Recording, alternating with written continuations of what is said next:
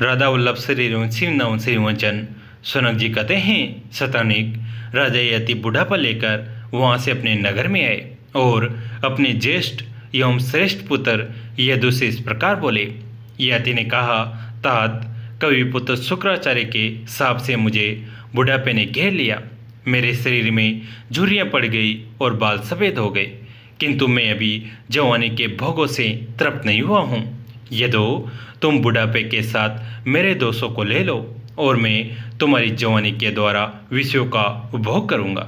1000 वर्ष पूर्व होने पर मैं तुम्हें पुनः तुम्हारी जवानी देकर बुढ़ापे के साथ अपना दोष वापस ले लूँगा। यदु बोले, महाराज मैं उस बुढ़ापे को लेने की इच्छा नहीं करता जिसके आने पर दाढ़ी मूंछ के बाल सफ़ेद हो जाते हैं, जीवन का आनंद चला जाता है, वृद्धावस्था सर्वथा शिथिल कर देती हैं, सारे शरीर में झुर्रियाँ पड़ जाती हैं और मनुष्य इतना दुर्बल तथा कर्षकाय हो जाता है कि उसकी ओर देखते नहीं बनता। बुढ़ापे में कामकाज करने की शक्ति नहीं रहती। युवतियाँ तथा जीविका पाने वाले सेवक भी तिरस्कार करते हैं। अतः मैं वृद्धावस्था नहीं लेना चाहता।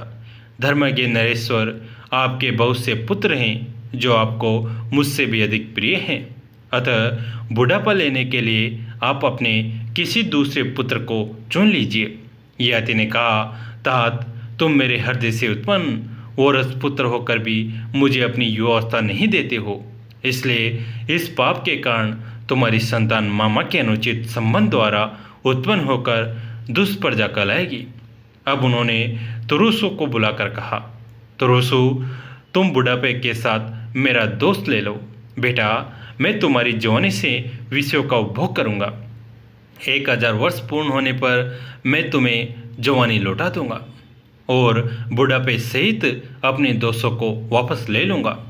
तो रुसु बोले, तात काम भोगों का नाश करने वाली वृद्धावस्था मुझे नहीं चाहिए। वह बल तथा रूप का अंत कर देती हैं और बुद्धि एवं मान प्रतिष्ठा का भी नाश करने वाली हैं। यति ने कहा, तो रुसु तुम मेरे हृदय से उत्पन्न होकर भी मुझे अपनी युवावस्था नहीं देते हो, इसलिए तुम्हारी संतति नष्ट हो जाएगी। मूर्ख जिनके आचार और धर्म वर्ण संस्कारों के समान हैं, जो प्रतिलोम संकर जातियों में गिने जाते हैं तथा जो कच्चा मांस खाने वाले एवं चांडाल आदि की श्रेणी में हैं, ऐसे यौन आदि से अधिष्ठित 18 देशों के लोगों को तुम राजा होंगे, जो गुरु पत्नियों में आसक्त हैं, जो पशु पक्षी आदि का सहचरण करने वाले हैं तथा जिनके सारे आचार विचार भी पशुओं के समान हैं। तुम उन पापात्मा मल्लेच्छों के राजा होंगे। सोनक जी कहते हैं, शतानिक राजा यति ने इस प्रकार अपने पुत्र तुरुसु को श्राप देकर शर्मिष्ठा के ज्येष्ठ पुत्र दुरुसु के ये बात कही। यति ने कहा, ध्रुव कांति तथा रूप का नाश करने वाली ये वृद्धावस्था तुम ले लो और 1000 वर्षों के लिए अपनी जवानी मुझे दे दो।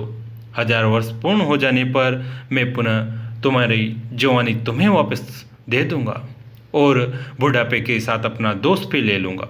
ध्रुव बोले, पिताजी बूढ़ा मनुष्य न तो राज्य का सुख अनुभव कर सकता है, न घोड़े और रथ पर ही चढ़ सकता है, वो स्त्री का भी उपभोग नहीं कर सकता, उसके हृदय में राग प्रेम उत्पन्न ही नहीं होता, अतः वृद्धावस्था नहीं लेना चाहता। यति ने कहा, ध्रुव तुम मेरे हृदय से उत्पन्न होकर भी अपनी जवानी मुझे नहीं दे रहे हो, इसलिए तुम्हारा प्रिय मनोरथ कभी नहीं सिद्ध होगा।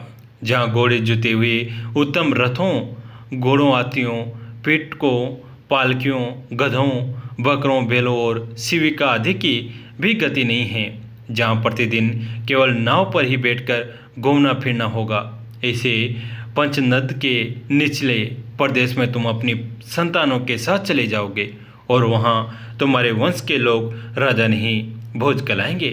तदंतर यति ने अनु से कहा, अनु तुम बुढ़ापे के साथ मेरा दोस्त पाप ले लो और मैं तुम्हारी जवानी के द्वारा 1000 वर्ष तक सुख से चलते फिरते आनंद भोगूंगा।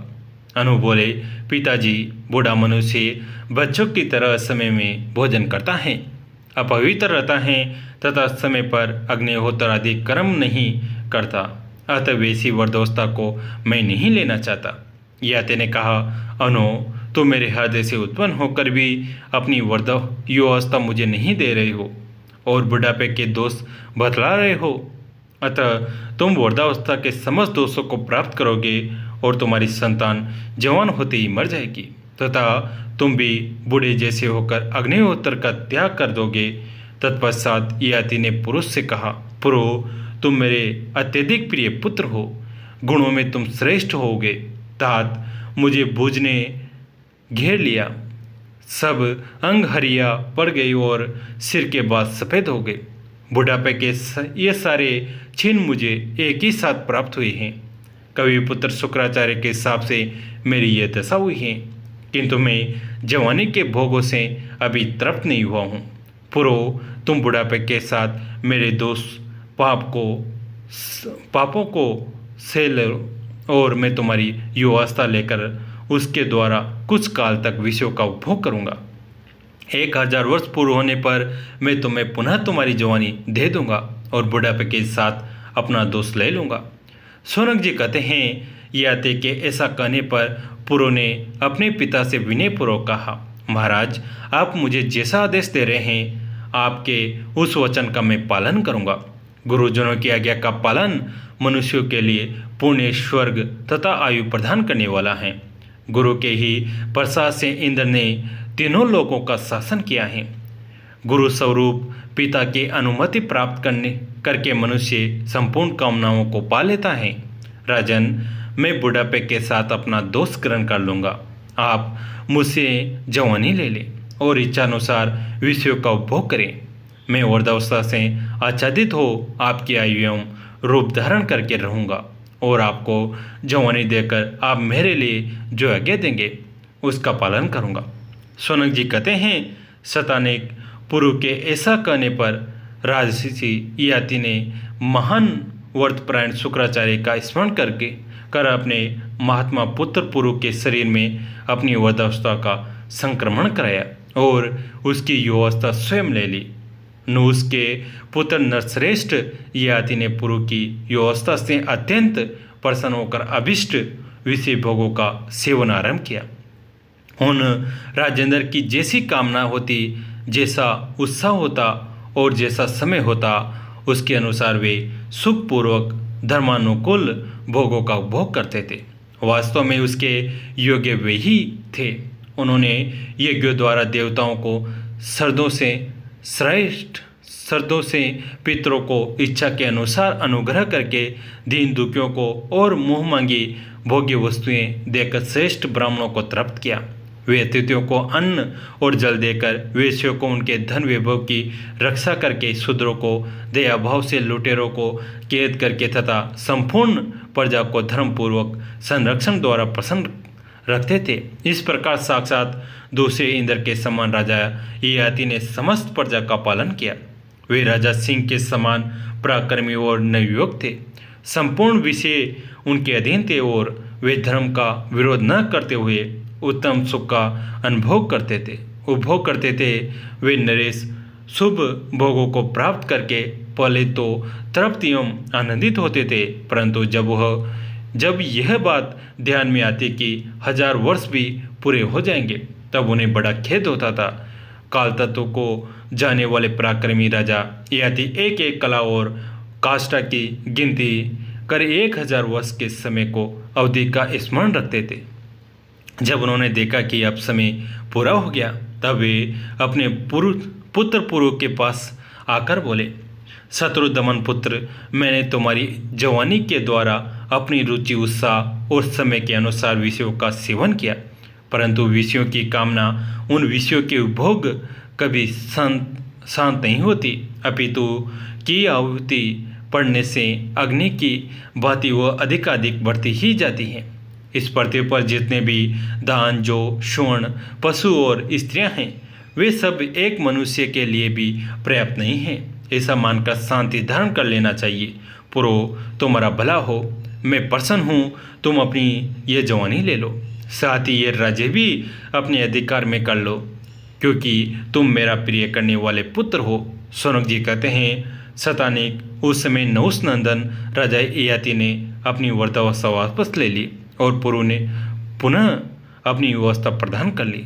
जब ब्राह्मण आदि वर्णों ने देखा कि महाराज ययाति अपने छोटे पुत्र पुरु को राजा के पद पर अभिषिक्त करना चाहते हैं, तब उनके पास आकर इस प्रकार बोले, प्रभु, शुक्राचार्य के नाती और देवयानी के ज्येष्ठ पुत्र यदु के होते हुए उन्हें लाकर आप पुरु को राज्य क्यों देते हैं? यदु आपके ज्येष्ठ पुत्र हैं। उनके बाद तुरुसु उत्पन्न हुए। तदंतर शर्मिष्ठा के पुत्र कर्मश, दुर्हु, अनु और पुरु हैं। ज्येष्ठ पुत्र का उल्लंघन करके छोटे पुत्र राज्य का अधिकारी कैसे हो सकता है? हम आपको इस बात का स्मरण दिला रहे हैं, आप धर्म का पालन कीजिए। ययाति ने कहा, ब्राह्मण आदि सब वर्ण के लोग मेरी बात सुने। मुझे ज्येष्ठ पुत्र को किसी तरह राज्य नहीं देना है। मेरे ज्येष्ठ पुत्र यदु ने मेरी आज्ञा का पालन नहीं किया है। जो पिता के प्रतिकूल हो वो सत्पुरुषों की दृष्टि में पुत्र नहीं माना गए हैं। जो माता और पिता की आज्ञा मानता है, उनका हित चाहता है, उनके अनुकूल चलता है तथा माता पिता के प्रति पुत्रोचित बर्ताव करता है, वही वास्तव में पुत्र हैं। यदु ने मेरी अवहेलना की है। तुरुसु, दुर्हु तथा अनु ने भी मेरा बड़ा तिरस्कार किया है और पुरु ने मेरी आज्ञा का पालन किया, मेरी बात को अधिक आदर दिया है। इसी ने मेरा बुढ़ापा ले रखा था। अतः मेरा ये छोटा पुत्र ही वास्तव में मेरे राज्य और धन को पाने का अधिकारी है। पुरु ने पुत्र रूप होकर मेरी कामनाएं पूर्ण की हैं। स्वयं शुक्राचार्य ने मुझे वर दिया है कि जो पुत्र तुम्हारा अनुसरण करे वही राजा एवं समस्त भूमंडल का पालक हो। अतः मैं आप लोगों से विनयपूर्ण आग्रह करता हूँ कि पुरु को ही राज्य पर अभिषिक्त करे। प्रजा वर्ग के लोग बोले, जो पुत्र गुरुवाण और सदा माता पिता का हितैषी हो वो छोटा होने पर भी श्रेष्ठतम है, वही संपूर्ण कल्याण का भागी होने योग्य हैं। पुरु आपका प्रिय करने वाले पुत्र हैं। अतः शुक्राचार्य के वरदान के अनुसार यही इस राज्य को पाने के अधिकारी हैं। इस निश्चय के विरुद्ध अब कुछ भी उत्तर नहीं दिया जा सकता। शौनक जी कहते हैं, नगर और राज्य के लोगों ने संतुष्ट होकर जब इस प्रकार कहा, तब नहुष नंदन ययाति ने अपने पुत्र पुरु को ही अपने राज्य पर अभिषिक्त किया। इस प्रकार पुरु को राज्य दे वनवासी की दीक्षा लेकर राजा ययाति तपस्वी ब्राह्मणों के साथ नगर से बाहर निकल गए। यदु से यादव क्षत्रिय उत्पन्न हुए। तुरुसु की संतान सीमांत से लेकर यूनान तक के निवासी यवन कहलाई। दुर्युसु के पुत्र भोज नाम से प्रसिद्ध हुए और अनु से मलय जातियाँ उत्पन्न हुई।